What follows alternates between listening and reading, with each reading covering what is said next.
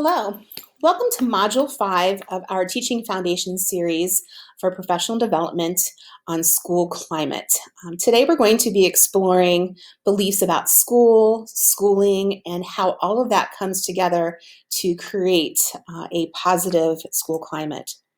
So first off, what is school climate? School climate is going to encompass a lot of different factors. That's going to include quality and character of school life, patterns of school life, the norms, goals, and values that are set by students, teachers, administrators, and the school, how the relationships work between students and teachers and student to student and teachers and administrators. It's also going to include teaching and learning practices and how the school itself is structured. So first, what I would like you to do is to pause this video and go to your Google Classroom and look at the discussion questions. This should be listed first for you. And I'd like you to respond to what are 2 factors you believe contribute to a positive school climate, and why are these important? Respond to the initial question on Google Classroom by September 28th, and then go back in and respond to 2 of your fellow teachers and reply on what you think of their factors. So one of the most important factors when you look at the research, it's not necessarily going to be poverty, it's not going to be home life. It's really about what teachers believe about learning and their students. That's going to have one of the largest effects on the school climate. And this is going to include beliefs about intelligence, what you think about intelligence, who has that intelligence, who can acquire intelligence. And really crucial to this is that, number one, you can get smart. There are ways to improve students' learning strategies. Beliefs about learning. Learning is constructed as learners assimilate new experience with prior knowledge.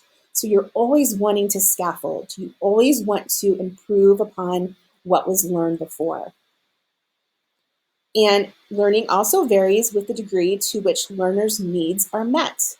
Are you meeting your students with what they need? And in some of the future slides here, you're going to actually hear from some students on that. Beliefs about teachers and teaching. The nature of professional knowledge. It encompasses areas of performance and repertoire and matching, not effective behaviors. The knowledge base of a professional teacher. Those bases are complex and require continuous study.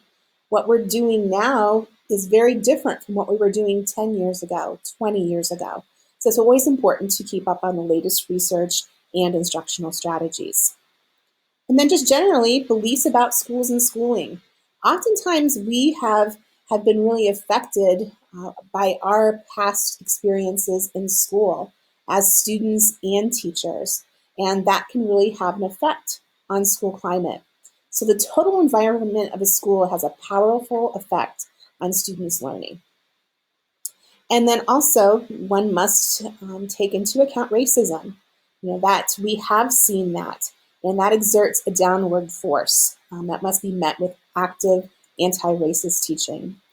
And these beliefs, if you'd like to read more, can be found in The Skillful Teacher, Building Your Teaching Skills by John Safier and Robert Gower. So the question always comes up, what has Plain Local done to try to improve school climate? And we have implemented several different things. First off, in the upper grades, we have implemented positive behavioral intervention and supports. In other words, PBIS. This is something that's going to be going down also to the elementary schools. It's something that's going to be required by the state. And what PBIS is an evidence-based 3-tiered framework. So it's evidence-based, meaning that there is real research behind a lot of these strategies. And we want to improve all things. That includes how we integrate our data, all of our systems, and our practices that affect student outcomes every day. So this can include social competence and academic achievement, supporting decision-making, supporting student behavior, and supporting staff behavior. A second thing that Plain Local has participated in is actually supported by SST9, our state support team. And this is called the All-In program, ensuring success for all students. This has allowed us each year to put together a team of high school students that have gone and been able to go through programs, met with students from other school districts to ensure all students are provided proactive, rigorous, standards accessible core instruction, as opposed to instruction which is deficits-based. In other words, you always want to provide that rigorous curriculum and have the same high expectations for all students, no matter who they are. The third thing that we have implemented is actually through what used to be known as the Ohio Improvement Process. And this is a program where schools across the state are supported once again by state support teams, and we attempt to implement programs that will improve academics and also school climate. So Plain Local's school climate goal is actually by the end of the 2020-2021 school year, we want to see an increase in our graduation rate to 96% and reduce the total number of suspensions and expulsions. And that's going to be across K through 12. That's our overarching goal.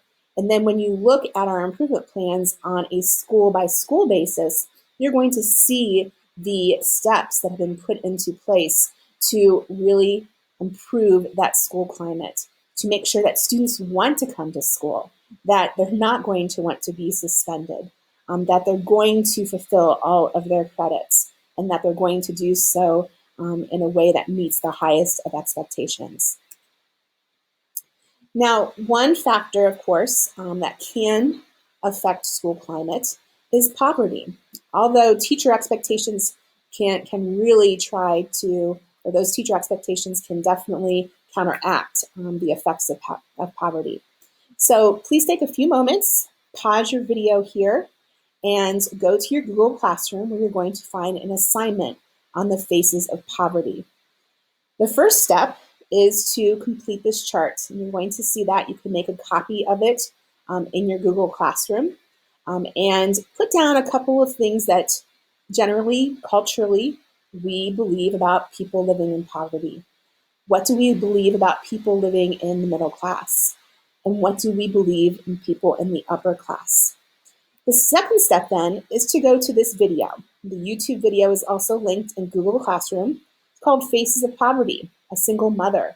And on your page, in your Google Doc, go ahead and list all the assets. In other words, the positive things that you see coming out of that video. And then finally, in 3 to 4 sentences, respond to the following. How do these assets differ from our societal beliefs about people in poverty?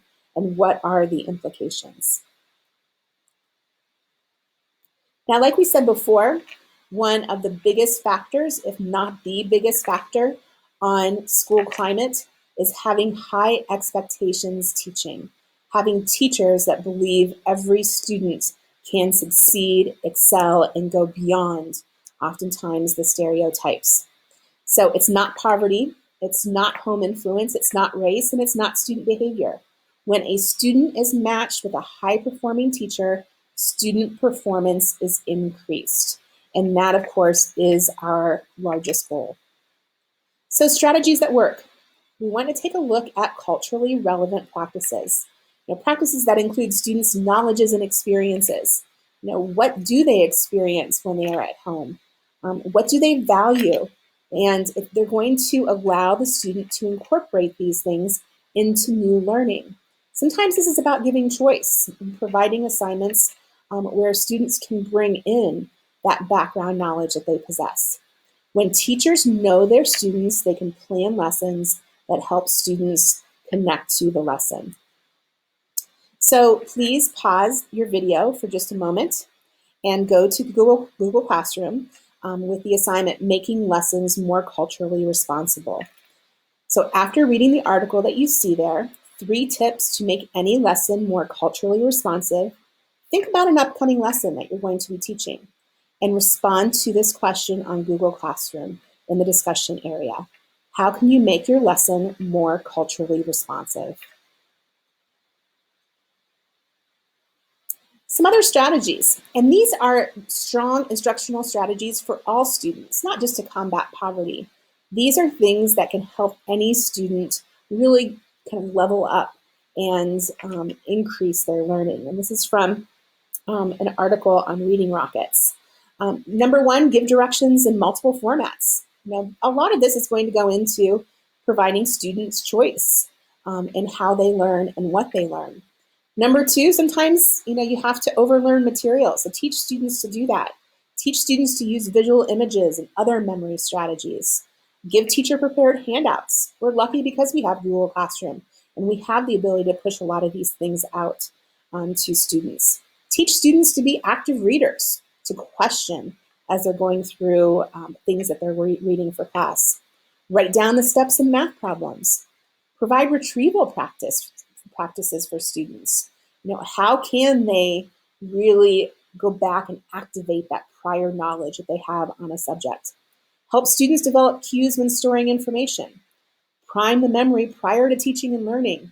Remember, you always want to start off with some of those questions, activate that prior knowledge, and review material sometimes before you go to sleep. A lot of times this can help students as they're learning new material. So for our wrap up, what I'd like you to do is to take a look at the video Building Strong Culture. This is from a district in Florida. And there's some great interviews here, some great thoughts by teachers, administrators, and teachers.